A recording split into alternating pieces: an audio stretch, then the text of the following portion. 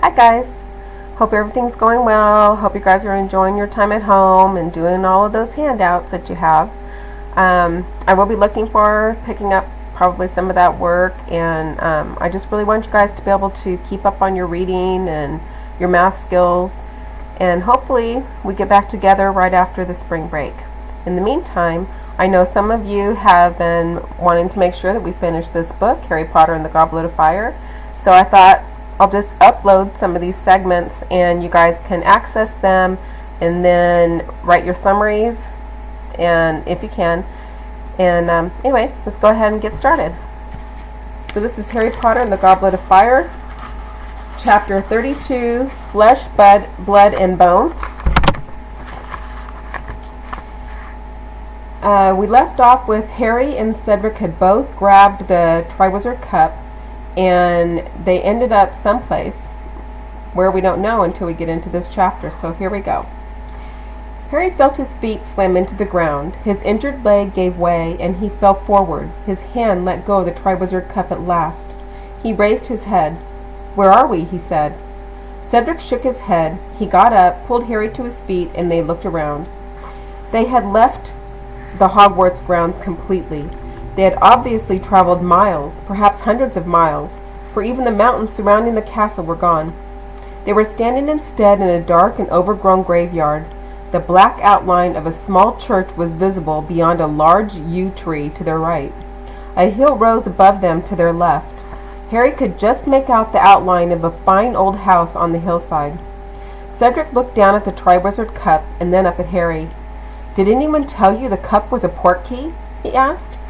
So a portkey, if you remember, is something that you touch and it carries you to a different place. "Nope," said Harry. He was looking around the graveyard. It was completely silent and slightly eerie. "Is this supposed to be part of the task?" "I don't know," said Cedric. He sounded slightly nervous. "Wands out, do you reckon?" "Yeah," said Harry, glad that Cedric had made the suggestion rather than him. They pulled out their wands. Harry kept looking around him. He had yet again the strange feeling that they were being watched. "Someone's coming," he said suddenly. Squinting tensely through the darkness, they watched the figure drawing nearer, walking steadily toward them between the graves. Harry couldn't make out a face, but from the way it was walking and holding its arms, he could tell that it was carrying something. Whoever it was, he was short and wearing a hooded cloak pulled up over his head to obscure his face. Obscure means to hide. And then, several places nearer, the gap between them closing all the time, Harry saw that the thing in the person's arms looked like a baby, or was it merely a bundle of robes? Harry lowered his wand slightly and glanced sideways at Cedric. Cedric shot him a quizzical look. They both turned back to watch the approaching figure. It stopped beside a towering marble headstone, only 6 feet from them. For a second, Harry and Cedric and the short figure simply looked at one another. And then, without warning, Harry's scar exploded with pain. It was agony such as he had never felt in all his life. His wand slipped from his fingers as he put his hands over his face. His knees buckled, meaning he fell. His knees gave way. He was on the ground and he could see nothing at all. His head was about to split open. From far away, above his head, he heard a high, cold voice say, "Kill the spare!" A swishing noise and a second voice which screeched the words to the night, "Avada Kedavra!" A blast of green light blazed through Harry's eyelids, and he heard something heavy fall to the ground beside him. The pain in his scar reached such a pitch that he retched, and then it diminished. Terrified of what he was about to see, he opened his stinging eyes. Cedric was lying spread-eagled on the ground beside him. He was dead. For a second that contained an eternity, Harry stared into Cedric's face, at his open gray eyes, blank and expressionless as the windows of a deserted house, at his half-open mouth, which looked slightly surprised. And then, before Harry's mind had accepted what he was seeing, before he could feel anything but numb disbelief, he felt himself being pulled to his feet. The short man in the cloak had put down his bundle, lit his wand, and was dragging Harry toward the marble headstone. Harry saw the name upon it flickering in the wand light before he was forced around and slammed against it. Tom Riddle. The cloaked man was now conjuring tight cords around Harry, tying him from neck to ankles to the headstone. Harry could hear shallow, fast breathing from the depths of the hood. He struggled and the man hit him with a hand that had a finger missing, and Harry realized who was under the hood. It was Wormtail. "You!" he gasped. But Wormtail, who had finished conjuring the ropes, did not reply. He was busy checking the tightness of the cords, his fingers trembling uncontrollably, fumbling over the knots. Once sure that Harry was bound so tightly to the headstone that he couldn't move an inch, Wormtail drew a length of some black material from the inside of his cloak and stuffed it roughly into Harry's mouth. Then, without a word, he turned from Harry and hurried away. Harry couldn't make out a sound, nor could he see where Wormtail had gone. He couldn't turn his head to see beyond the headstone. He could see only what was right in front of him. Cedric's body was lying some 20 feet away. Some way beyond him, glinting in the starlight, lay the Triwizard Cup. Harry's wand was on the ground at Cedric's feet. The bundle of robes that Harry had thought was a baby was close by, at the foot of the grave. It seemed to be stirring fretfully. Harry watched it, and his scar seared with pain again, and he suddenly knew that he didn't want to see what was in those robes. He didn't want that bundle opened. He could hear noises at his feet. He looked down and saw a gigantic snake slithering through the grass, circling the headstone where he was tied. Wormtail's fast, wheezing breath was growing louder again. It sounded as though he was forcing something heavy across the ground. Then he came back within Harry's range of vision, and Harry saw him pushing a stone cauldron to the foot of the grave. It was full of what seemed to be water. Harry could hear it slopping around, and it was larger than any cauldron Harry had ever used. A great stone belly large enough for a full-grown man to sit in. The thing inside the bundle of robes on the ground was stirring more persistently, as though it was trying to free itself. Now Wormtail was busying himself at the bottom of the cauldron with a wand. Suddenly there were crackling flames beneath it. The large snake slithered away into the darkness. The liquid in the cauldron seemed to heat very fast. The surface began not only to bubble, but to send out fiery sparks as though it were on fire. Steam was thickening, blurring the outline of Wormtail tending the fire. The movements beneath the robes became more agitated, and Harry heard the high, cold voice. "Hurry!" The whole surface of the water was alight with sparks now. It might have been encrusted with diamonds. "It is ready, master." "Now," said the cold voice.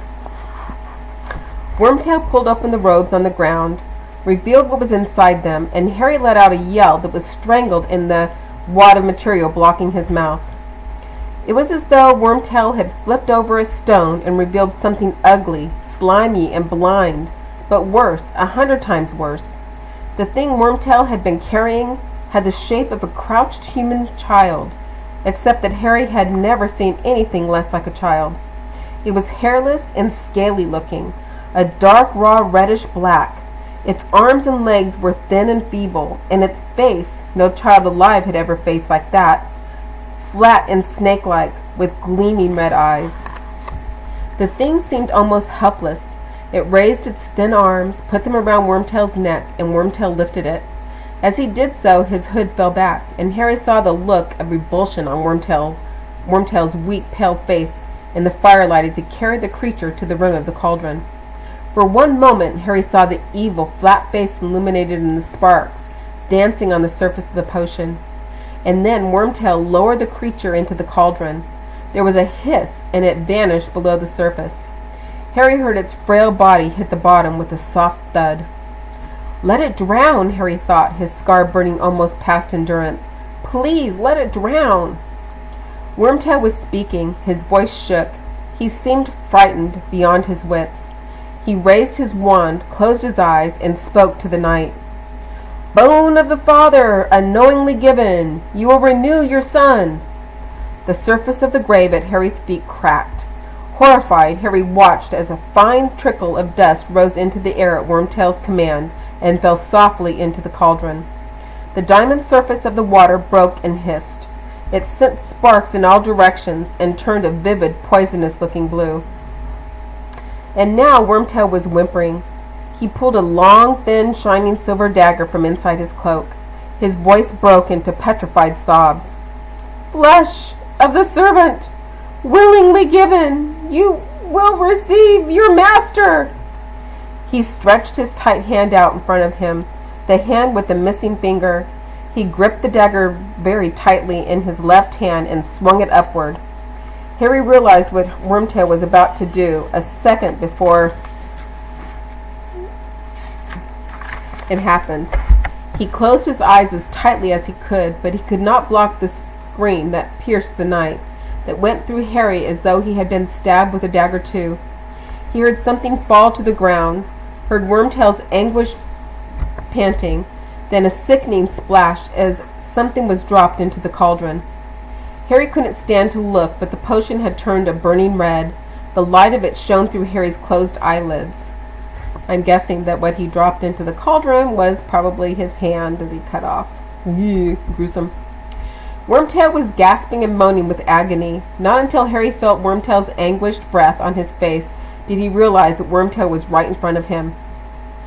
"Blood of the enemy, forcibly taken! You will resurrect your foe!" Harry could do nothing to prevent it. He was tied too tightly. Squinting down, struggling hopelessly at the ropes behind him, he saw the shining silver dagger shaking in Wormtail's remaining hand. He felt its point penetrate the crook of his right arm, and blood seeping down the sleeve of his torn robes.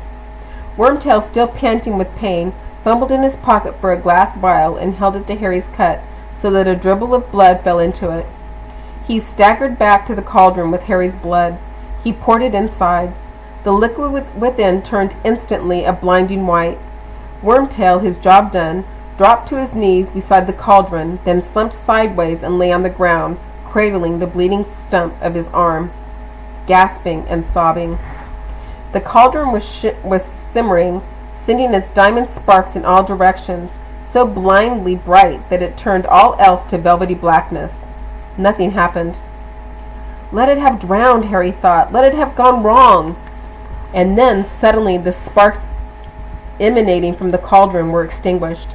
A surge of white steam billowed thickly from the cauldron instead, obliterating everything in front of Harry so that he couldn't see Wormtail or Cedric or anything but vapor hanging in the air. "It's gone wrong," he thought. "It's drowned. Please, please let it be dead." But then, through the mist in front of him, he saw with an icy surge of terror the dark outline of a man, tall and skeletally thin, rising slowly from inside the cauldron. "Robe me," said the high, cold voice from behind the steam, and Wormtail, sobbing and moaning, still cradling his mutilated arm, scrambled to pick up the black robes from the ground, got to his feet, reached up and pulled them one-handed over the master's head. The thin man stepped out of the cauldron, staring at Harry, and Harry stared back into the face that had haunted his nightmares for 3 years. Whiter than a skull, with wide, livid scarlet eyes, and a nose that was flat as a snake's, with slits for nostrils, Lord Voldemort had risen again. The end. That's the end of this chapter. Until the next one, guys.